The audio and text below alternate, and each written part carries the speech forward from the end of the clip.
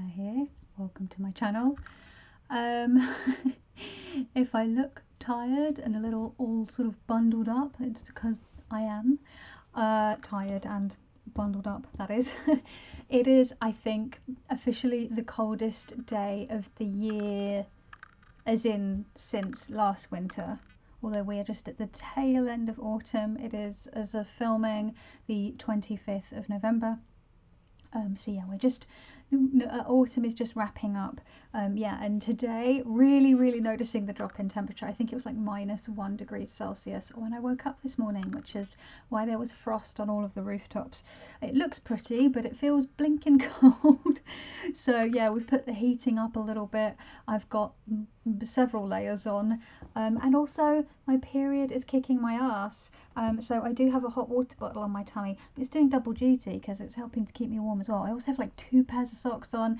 It's like, the problem with the UK is the weather will just switch on it, like it will just flip really quickly. There's no like time to acclimatise to anything. It will just change from one day to the next, and so yeah, you never sort of gradually get used to it. Apparently it takes about 2 weeks to acclimatise to a temperature or to a climate, and we don't really have that here in the UK. So yeah, suddenly winter has turned up overnight, and yeah, I'm freezing my tits off. I do have a cup of tea here to help warm me cockles, as I say, and if I seem a little like spacey, it's because I am also on some strong painkillers because of aforementioned period pain. So yeah, I'm feeling a little ropey in that sort of cold and yeah, periody blahness. But I'm making a video because I'm trying to distract myself. I'm trying to find some joy in midst all of the not joy that is gestures at everything. Yeah, so we're just gonna have some fun, and as you will see, get on with it. What are we, like fucking what, 2.5 minutes in? I haven't even mentioned what this bloody video is, but you will see from the title that it is a hashtag, a VR to our Brian Cormac car. It is the Tarot 5Ws, and if you see me looking down, it's because I've got them on my phone here to refer to. And I saw that I had been tagged. He had tagged me. Brian himself had tagged me. I saw that pop up, and then it was on his second video where he was doing a VR to his own VR. And I was like, okay, so I watched a little bit of that, but I thought, okay, what I'll do is I'll go back and watch his original video. So I went back and watched his original video, and then I haven't watched the rest of his second video. Essentially what he did was people answer the 5 tarot W's: who, what, why, where, when. And you can pick one of, you can pick any iteration of that. But then some people, and I think he mentioned Robin over at Toadstool Tarot being one of them, the people that sort of decided to answer all of the who, what, why, where, when videos, as it were. And I don't think I'm doing it in that particular order. They're all in different, yeah, I've said them in the order I'm used to saying who, what, why, where, when, but they are actually listed differently in Brian's tag. So I was like, well, I'm just gonna answer as much as I can on each one, and see where we go. I did do a little bit of prep. Obviously I copied the questions down onto my phone and put sort of brief answers, and then I pulled some bits and bobs out to sort of illustrate the some of the, give you a bit of show and tell, not just a tell. Ow, I just like, did you see that? Like, I do that all the time. I pull my my sleeve up, and then like I didn't do it hard that time, and then like fucking punch myself in the side of my tit, armpit tit area. When you got your period, that's really fun, right? Because sore boo. Oh dear. Anyway, so the first prompt, is who. And we've got a number of different, I don't know what I'm doing there. I'm such a fidgeter. A number of prompts. We've got who first turned you on to tarot.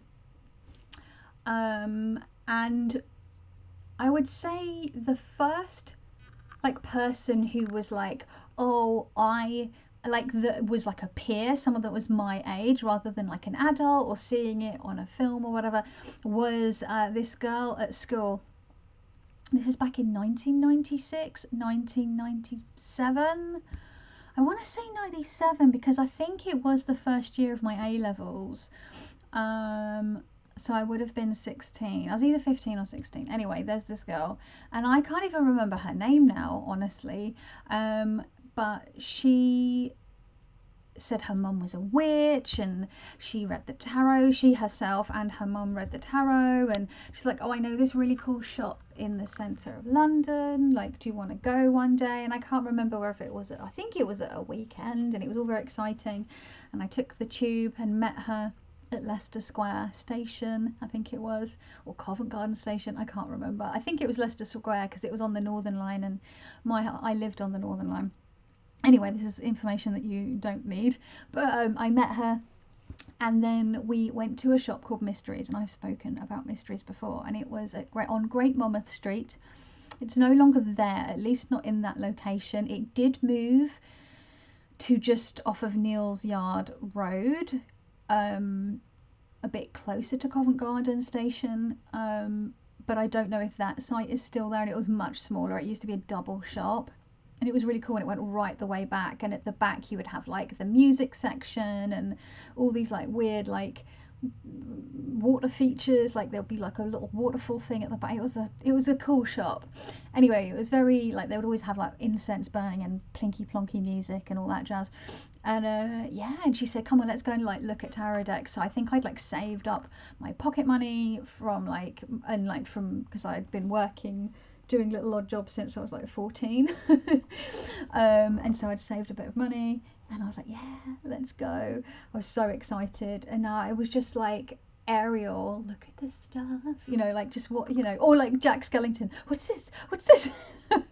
So excited. And there was a binder, and I've spoken about this before, full of samples from each deck. So you couldn't actually look at a deck, you couldn't open a deck, there were no actual like decks open. They had sealed decks on the shelves, and then whatever they had in stock, they had a handful in little Polly Pockets in like little plastic sections, and you could flip through, you know.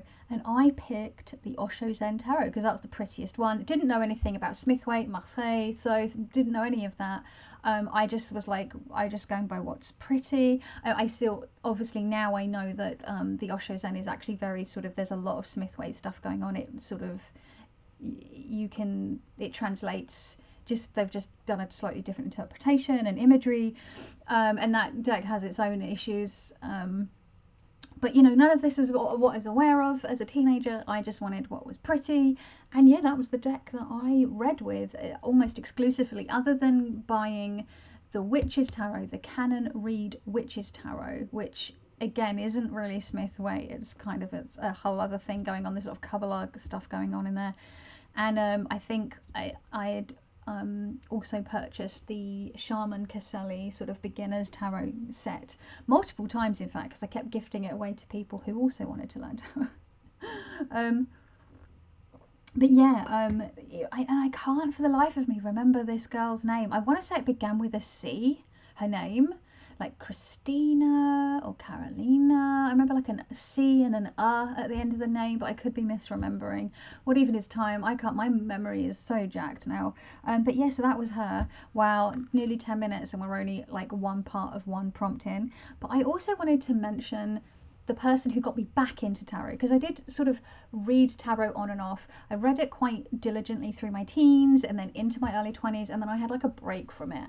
And the person that suckered me back in was Kellyanne Maddox, and she was known as the Four Queens back then. That was what her channel was called. Sorry, itchy ear.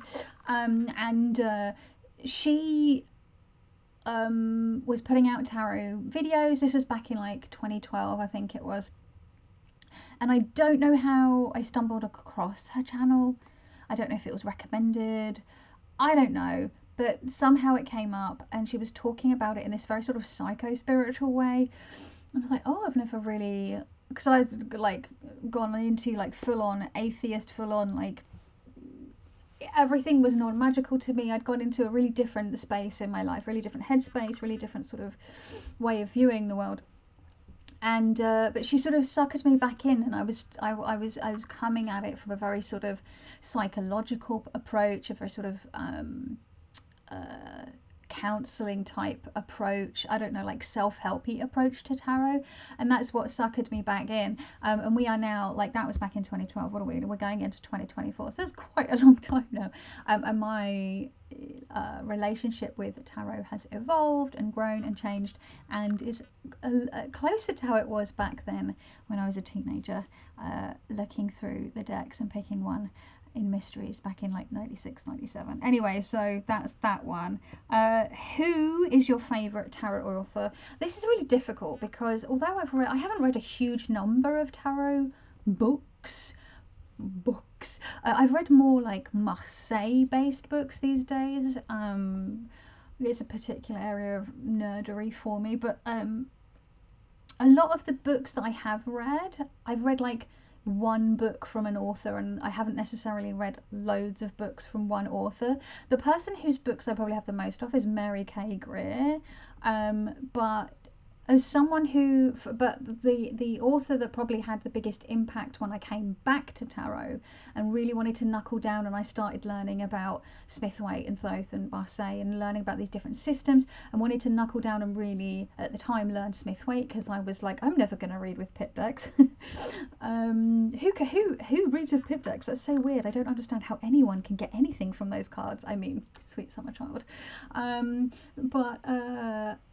It was 78 Degrees of Wisdom by Rachel Pollack, who sadly passed away earlier this year, who is she's sort of a staple, right? Everyone recommends this book. I still haven't read Tarot Wisdom, or any of her other books that I've had on my wish list for years, but this really helped me get a handle on the old Smith-Waite, and I will be forever grateful to Rachel Pollack. But I also wanted to mention one of my like current favourite tarot authors, and actually I don't have their new book, which came out 2 months ago. It came out in September. I have it on my Christmas wish list. We'll see if I might get it for Christmas or my birthday in January. My ear, why is my ear like itchy? I feel like I've been bitten, but like bugs around this time of year and this cold. But I wanted to give, and it's just based on the way that I see them writing online, I think, like on their website and on their Instagram account and in this little guidebook. And it's Charlie Claire Burgess, who is the creator of the Fifth Spirit Tarot, and known as the Word Witch. They had a podcast for a wee while, which I quite enjoyed, and this little book, I keep it right by my altar all the time, and I refer to it with any kind of Smith-Waitey kind of reading, any kind of Smith-Waite deck that I'm reading with. I don't really use it for Marseille decks, but well, maybe a little bit for like the majors, because it's a bit more relevant for the majors. But yeah, this I like that it takes a completely like non-gendered, like there's no gender references here. It's very sort of capacious, and it's really contemporary, and I really enjoy that, and I really enjoy the writing. So I've not just read this, I have read, Charlie Claire's like snippets from the guidebook for their Marseille deck, the game Marseille, which I've backed on Kickstarter, and excerpts from the Radical Tarot book that they've posted on their Instagram, as well as bits on their website. So I really like the way that they write about tarot. So I feel like Charlie Claire Burgess is one to watch. So yeah, there's that one. So that's two. One an oldie and a newbie. An oldie, that sounds rude. That'd be a classic and a newbie. I don't know, you know what I mean. Because this is an oldie, and I was going to say is an oldie but a goodie, because this book is an oldie but a goodie, but it came off as me calling Rachel Pollack an oldie. Anyway, who's your favourite deck creator? This is so tricky because there are some deck creators, and I have like a number of their decks, Patrick Valenza being one of them. I have a few of his decks, but like, yeah, like there's loads of really amazing artists out there, but they've only like created one deck, and that's fine, like, because a tarot deck is a lot of work. And then there are some people that are constantly putting out decks, which just blows my mind. I'm like, how even does that happen? Like, what. By the way, I have seen that there is going to be a 5th Spirit Lenormand, I believe, and I am like, I'm going to need that, clearly, because I'm a bit of a Lenormand tip at the moment. I'm sort of been having to play with that a bit more off the back of being sent a couple of decks, and I wanted to like work with them and play with them. And I've gotten a bit rusty, honestly, on the old Lenny, so it's good to refresh me bonds on all that stuff. But yeah, so I'm actually thinking, who's my favourite? Like, it's really difficult to pick, but actually the one person who's, I have all of their mass market decks at least, and who I think also creates really great guidebooks and just gives good like Instagram and stuff like that, is Monika Brodusky. So I'm looking aside here because I've got the first of her decks that I bought, which was last October. Not this year, I mean last year October. I treated myself to the Shadowland Tarot after humming and hawing for a couple of years. This had been out for like, yeah, a couple of years when I finally bought this, and I wasn't sure, even though I love the artwork. The artwork is so my jam, and it's spoopy, and it's, you know, it's all those things that I love. But I wasn't sure because it's Smith Waite based, and I've been such a Marseille girly the last few years, last 5 years or so. But I have gotten back into reading with Smith Waite based decks so much more this year, which has been quite fun. It's just, I think sometimes you just need a break, don't you, from things. I should bloody well show you some fucking cards, shouldn't I? Instead of this lighting is going to be bobbins for showing stuff. So we've got the 5 of Pentacles, which is such a lovely interpretation of this card. This Sasquatch type character, feeling left out, looking at the campers around their fire, toasting marshmallows, and they're feeling, it's just really sweet. But yeah, I really love Monika Brodusky's artwork. She really knows her stuff. She is inclusive, and when she talks about in her work, she's very respectful of, like, I believe she lives in Canada, she's Canadian, very respectful of the Indigenous people's land that she lives on, and always mentions that and refers to the land by the name of the Indigenous folks, by the name that the Indigenous folks call it. And she's very inclusive and diverse in her decks and the way that she writes, including like sort of gender queerness, non-binariness, and that's always going to be my jam. It's not, some people really hate that stuff. I would ask you, but why does it make you angry? Like that we be more inclusive, there's loads of not inclusive decks out there that you can enjoy. So yeah, this is the anyway, I'm just showing you the Shadowland Tarot now. And then I also have the Shadowland Lenormand. I am kind of a little salty that this is on shiny cardstock. What? Why? I think this is because this came out before this, from what I understand, and this is like a slight reworking of an independent Lenormand that Monika Brodusky put out. But I just hate this glossy card. It's so like plastic, and they're quite large, so for grand tableaus this isn't really going to be the go-to deck. But I mostly like 9 card portrait spreads, box spreads, so it's not too much of a big deal. But again, we've got the lovely Monika Brodusky artwork. Oh my god, camera, this camera is such a piece of shit. It's great for playing D&D online, which is what I mostly use it for during the week, but for like filming videos, one day I will grow up and get a proper camera. It's money, babes. Things are expensive, and your girl's gotta eat before she can have a camera. Okay, so we got Clover. It's so cute. Letter with a little bat delivering it. I mean, hello. So yeah, and then I have Between the Worlds. And again, this is based on Monika's artwork, based on curios and tchotchkes and bones and all sorts of things. There's a little bit of osteomancy going on here that she has collected throughout her life. She's been doing sort of charm and curio casting. So again, she really knows her stuff. She sort of works in a number of systems.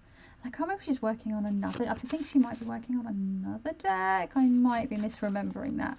But yeah, and what I also, and the reason is, like, I love these decks, I love the artwork, I love the interpretations, but like I said, the books, she always does such juicy books. Like, you get really good, you usually get a really good picture to see what the card you're looking at. You get keywords. There's always, in all of the books, you get these reflections, like, well, journal prompts, all sorts of good stuff. Same again with this. You get, look, this is the Lenormand. You've got a picture of the card, like full color picture. You've got reflections for the Lenormand. Like, you never really get stuff like that in Lenormand decks, guidebooks, you know, that comes with the deck. And like this again, Between the World. Look at this chunky monkey. Look at it. Look.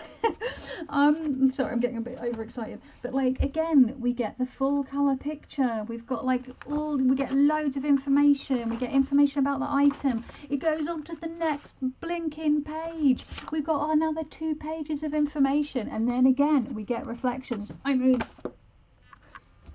the books alone, again, this is one of the books that I tend to have out and just use if I'm reading Marseille, because, you know, it's good. If I'm reading, not Marseille, if I'm reading Smith-Waite, if I'm reading Marseille, I tend to use Yoav Bendov's book and Jess Roller's blah, blah, blah, Squid Cake Marseille, the mass market version book that it comes with, because that's also very good. But yeah, like, I just love it. I love a good guidebook. I love a good guidebook. Anyway, so that's the books. I'm going to have a sip of my tea because I don't want it to go cold. Chamomile. Oh, soothing. Okay, so what's your favourite tarot character? And I didn't know, well, obviously it could be interpreted in any way. So I interpreted it in 2 ways because it is me, and I am anything if not verbose and too much. But yeah, for me, I always talk about the Queen of Wands. I need to, like, and I love the Queen of Wands. I want to be the Queen of Wands, but like the absolute like boss bitch for me in the tarot is actually the High Priestess. I mean, like, if there's goals, that's like, to me, I couldn't even imagine beginning to touch the realms of the High Priestess, like, as a person. I wish. So this is the Moon Baby Tarot by Brent Palazzo. This is the 1st edition. And do you know what? Orange isn't really a colour you see. I mean, you get the red pomegranates and stuff in like the classic Smith-Waite and what have you. Orange isn't a colour you really see a huge, like, always in the High Priestess. And then somehow the 3 High Priestess versions, examples I picked out, they all have orange in them, which I just thought that was really funny. Here we have the Queer Tarot, and we have a High Priestess here, looking rather fabulous. She looks like she will not be putting up with your shit today or ever, and I love that. Yeah, she's got some pretty fucking cool shoes on as well. And then for like a slightly Marseille-esque, even though it's not a Marseille deck, it's a La Papessa, or the Popess, who you would see in the Marseille or in like an Italian style deck, like a Visconti. And this is the Danilov Tarot, 2nd edition. But yeah, she's got the reds and oranges here going on. So yeah, really, I just think, you know, to be the High Priestess, to have that inner knowing, that sort of intuition, that psychic ability, that just she's just mysterious and cool and all the things that I am not, because I think the High Priestess knows how to shut the fuck up. And I'm a talker. And then my favourite tarot character, I also then decided to pick a specific depiction of a character, not the High Priestess, but just of a character. And it's from my favourite, beloved, all-time deck, Tarot of the Magical Forest. There are a lot of characters in that deck that I love. Another contender would have been maybe the Strength card with the lion and the little lammy toes on there, and that like loving hug between them. Just melts my heart and makes me want to cry because it's so cute. But I did pick my little guy, Hermie. Oh, Hermie. And I got I got Simon at the Hermit's Cave calling him Hermie as well. So that's Hermie. That's what I called him. He's been Hermie ever since the day I first saw this deck. And I love it when it's a bit blurry. But look at his little face! I can't even deal. I think he's meant to be a polar bear. But he also looks a little bit like a slow loris because his eyes. But then all of the characters in this deck have those eyes. Look at his little face! I love him. Oh! Anyway, it just gives me so much cute aggression. Anyway, okay, so I'm only on to the second prompt. Strap in. Right, I'm going to try and speed it up. 2. What? What do you love most about tarot? I really love its versatility. It's very sort of, you can use it for so many different things. I really love that it's uncanniness. It's very uncanny. You know, like regardless of how we think the tarot might work, whether we ascribe just sort of really sort of mundane, sort of psychological way of, you know, the cards working for us, or whether you see it as more of a spiritual thing, or if you see it as a magical thing, or however you view it, it's uncanny. And I love that about it. It always gives you the medicine you need. Sometimes in a rather sort of like, what the fuck, bitch? Like, stop asking, or you know this, stop, like, why are you asking? You know the answer. But sometimes you need someone to like hold a mirror up to you. And the tarot does that in a really great way. And it's very accessible.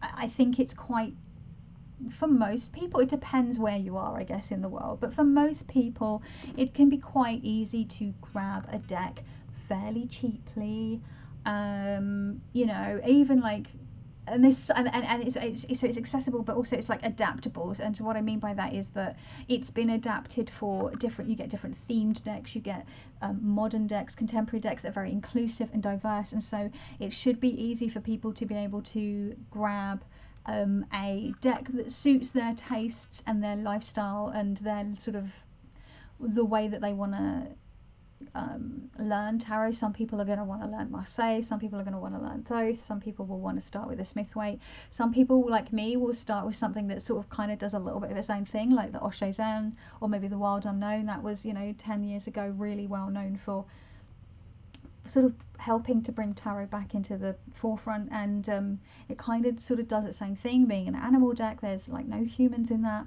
so yeah, I just think it's longevity, it's enduring, right? It's been around for hundreds of years at this point, and it developed out of something else, and it in turn has spawned something else, being like playing cards. So I just love that. It's accessibility, it's longevity, it's adaptability. What's your currently most used deck? Again, that'll be one that I've already shown you. This is the Shadowland Tarot. Was I using this in September? I can't remember, but I did use this through the month of October alongside Thistledown, the Thistledown Oracle by Three Trees Tarot. And I then sort of continued using this through this month. Until actually very, very recently, because I've been switching back to Marseille, because I was kindly gifted some decks from Artisan Tarot, and my mini Pont de Vie by Auntie K turned up last week, so we're switching a little bit. Although I have also pulled out, I've got the Bonefire Tarot, my indie Bonefire Tarot, on my little altar trolley thing over there as well, so I've got options. Well, I've always got options. I've got more than enough decks, but more than anyone needs really. But yeah, this is the one that I just needed, the gentle, comforting sweetness of this and the Thistledown, because yeah, lots of stuff going on, things have been really stressful, and also yeah, lots of like health stuff, more health appointments, medical appointments than I could shake a stick at, and it's exhausting. And I'm ready for this year to be over. It's not over yet, but so yeah, So yeah, how many times can I say that? What's your favourite tarot tool or technique? And I just picked three. I like to do 3-card readings. That's like my main go-to 3 cards.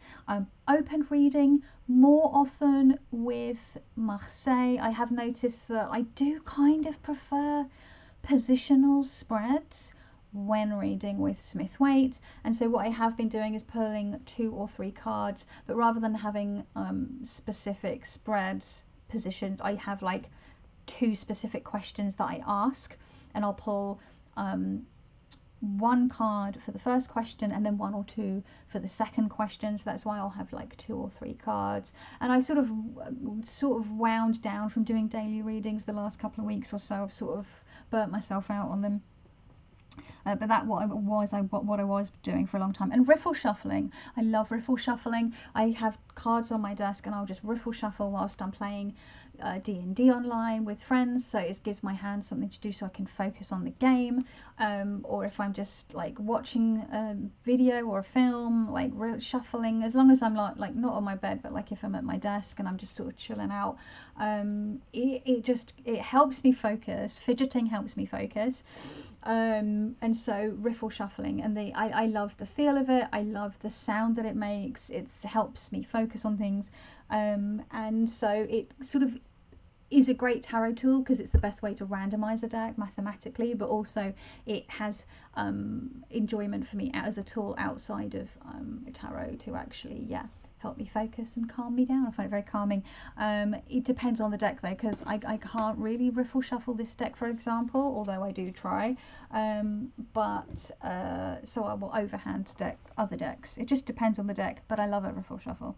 Okay, we're on to the third prompt. I noted a bit more quickly on that one. We've got 3. When did you first encounter tarot? I'm a woman of a certain age, and I can't really remember the first time I encountered tarot, but I mean it's likely it was James Bond and the character of Solitaire, with that like iconic deck that used to be called the James Bond Tarot but is now called something else.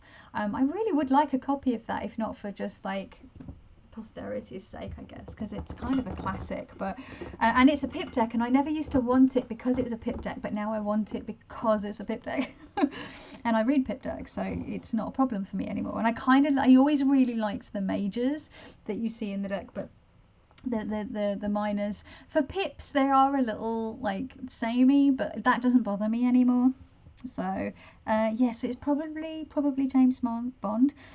When did you first start to take tarot seriously? So I would say when I was a teenager, I was very serious about it, but wasn't, because I wasn't learning about all the different systems and stuff. Through my 20s, I picked up books by like Mary K. Greer, so like 21 Ways to Read Tarot, Tarot for Yourself, stuff like that. Joan Bunnings, Learn the Tarot, and working my way through those was really, really helpful. So I guess I kind of went through phases of taking it seriously. In 2012, when, as I mentioned, Kellyanne Maddox, I stumbled upon her videos. Those really, that was when I sort of reinvigorated my sort of renewed my interest in tarot. But I would say I really started to knuckle down and take it seriously probably around 2015, 2016. That's when I started my channel, and I think maybe those two things went hand in hand, because I was then interacting in a wider sense. Like I was obviously for several years commenting under videos and joining people's live chats, like Kelly Fitz's Saturday Night Lives that she would do. And I would always be sort of chatting in those. But yeah, suddenly then making videos as well, it just, you're learning stuff to, it just, yeah, I think it just lends itself. And that's not, I'm not saying you need to have a tarot in order to be serious about a channel in order to be serious about tarot.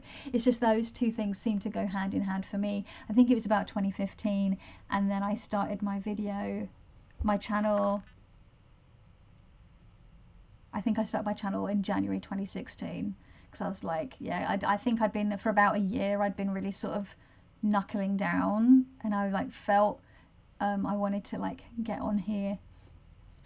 So aren't you lot all lucky? And here I still am. If you're still watching since then, fuck me, well done. Why? No, I do. I appreciate you. I appreciate you. Thank you. And I appreciate new subscribers as well, obviously. But I mean, like, I'm just always blown away by people who've been watching me since the beginning, and I'm like, how have I not? I've obviously must have put some people off over the years as well, because, you know, I'm not everyone's cup of tea, and no one is, right? I'm gonna take a sip of tea. My mouth's so dry from the like painkillers have left me like opioids. Am I right? Mouth's like super dry. Anyway, super dry. Okay, let's see. When did you last have a significant tarot experience? A couple of weeks ago. Hey, that's poisonal. 4. Where? Where were we?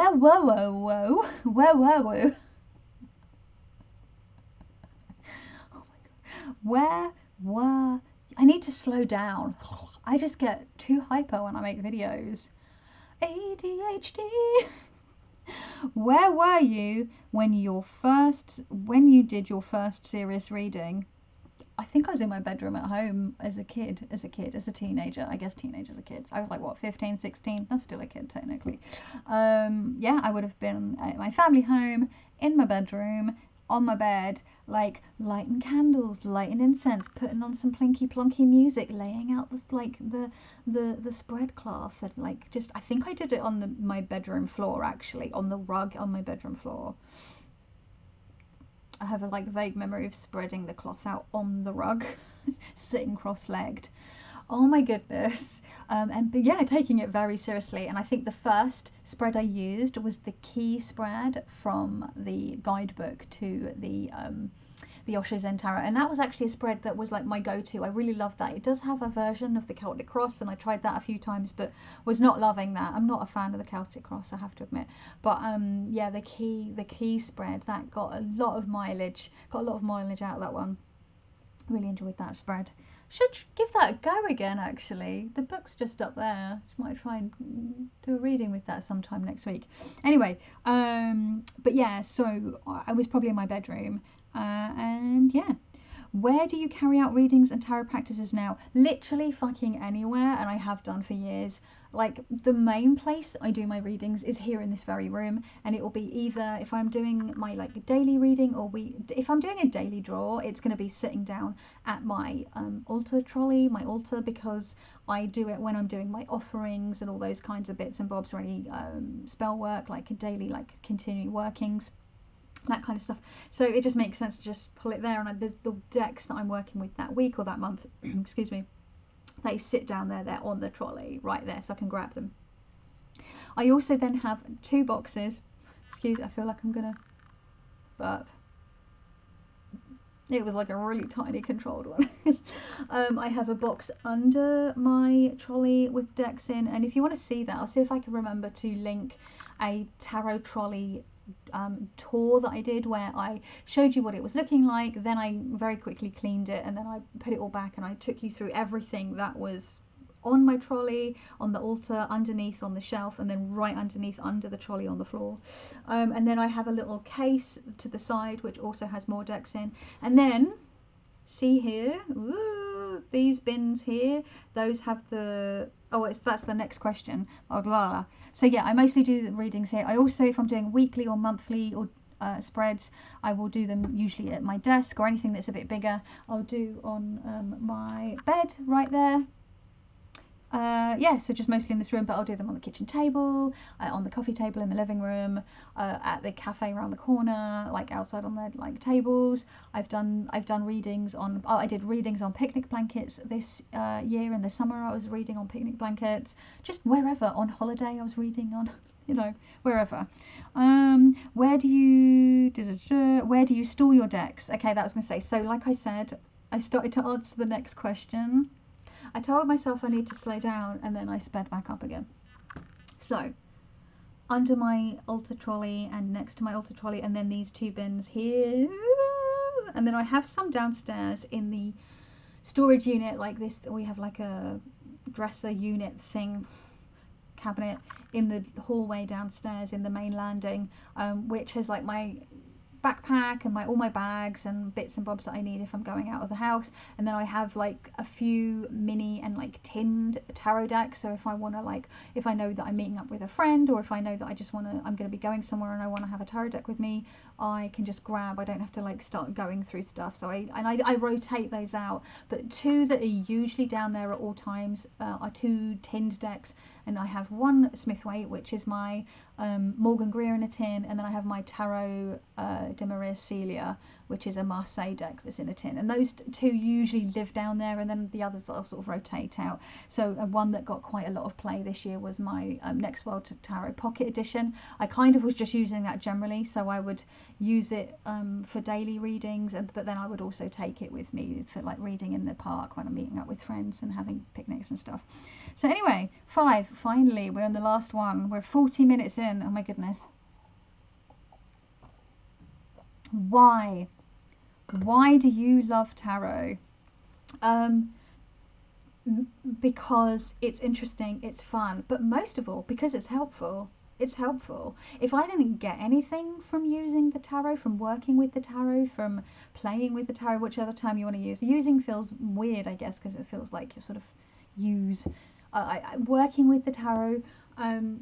If I didn't get anything from it, then although there are people that collect tarot, they love the tarot because they like collecting it, and then there are people that love the tarot because they just like studying the history of it, and those are all, it's all valid, and I would probably fall into all of those. I collect tarot, but not to I'm not like a mega collector. I'm probably sort of a semi-collector.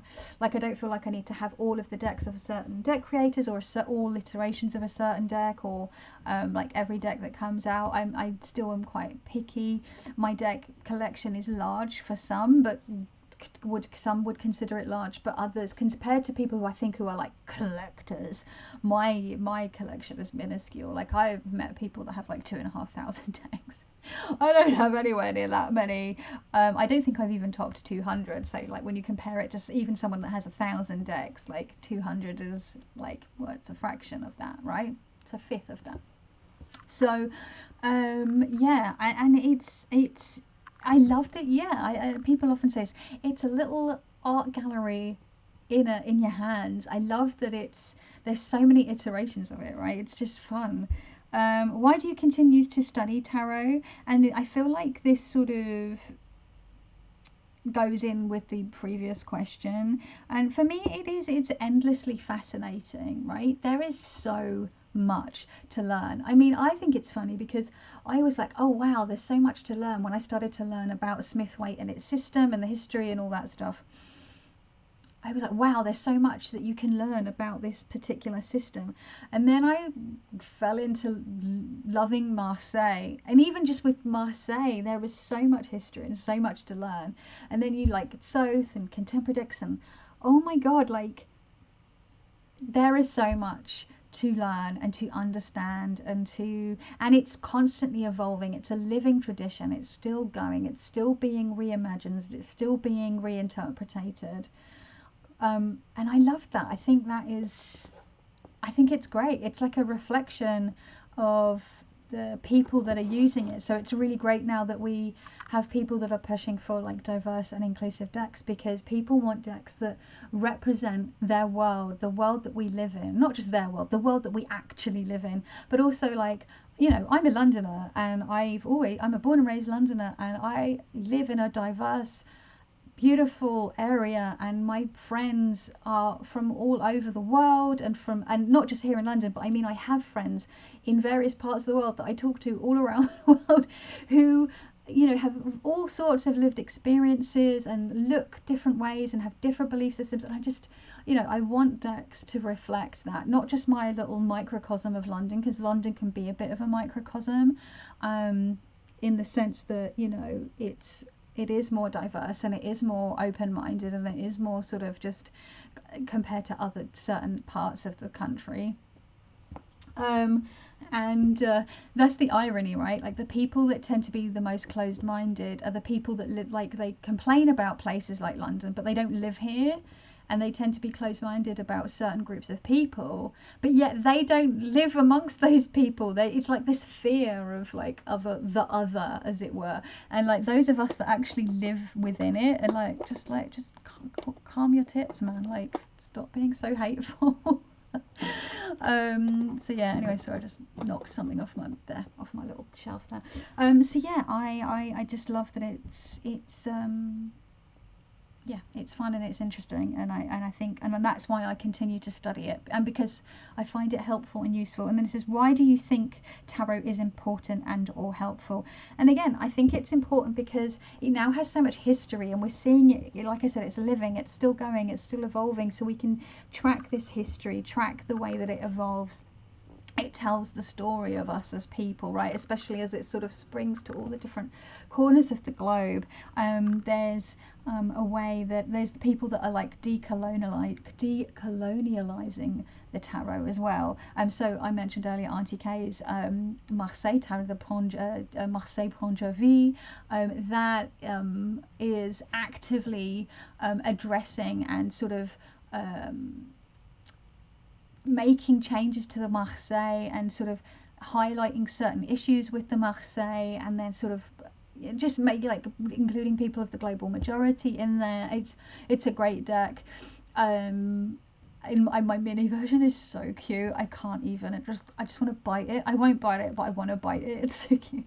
But I just, you know what I mean. It's so important to me that the Marseille is the net, like, because the Smith-Waite has been tackled on a number of fronts by a number of people with regards to diversity and inclusion, and that's still going and growing, and that's great. But I want to see that with the Marseille, and I don't know, maybe people will be doing that with the Thoth next. We will see, and who knows what tarot will look like in another 500 or 600 years, if we aren't all underwater or scorched to death by then. I mean, I won't be here anyway, but you know what I mean, like humans, just generally, because climate change. Anyway, wow, that was fun. I didn't talk about, like, I guess I could have spoken about my first tarot reading that was given to me, but I've spoken about that in other videos, or I think that's enough, because we're at like 46.5 minutes, and my mouth's dry, I'm kind of hungry, and you lot are probably like, oh my god, shut the fuck up, go away. Although if you are, why are you still watching? Why are you torturing yourself? Are you glutton for punishment? Anyway, so yeah, I'm gonna go. I'm gonna finish this chair. I really need to replace my chair. It is like so fucked. There's like tape. There is tape because I've leant back on it so many times that it's like split, and yeah, it's taped. It's fucked. This chair cost me like £8 when I was 18 from IKEA. I've had this chair. Yeah, I bought it when I was 18 or 19 when I redecorated my bedroom at home, like when I lived at home, because I did my degree at home, because my degree was in London. I lived in London. I ain't paying for student halls. We were poor. I couldn't afford to move out. So, but I got this. I was like, I'm going to get a new desk and everything, and like a space where I can have my sewing machine. I studied fashion. Can you tell? And so this chair was like £8 in IKEA in like 1999. That's how old this chair is. I really need to replace it. It does nothing for my hip and back pain caused by like my fibromyalgia. And my physiotherapist is like, please replace your chair. Every time I've seen her, she's like, have you got a new chair yet? And I'm like, no. I might just have to lie at some point and be like, yeah, I've totally got a new chair. But then she'd be like, but you wouldn't be having some of the issues you're having with your back and your hip.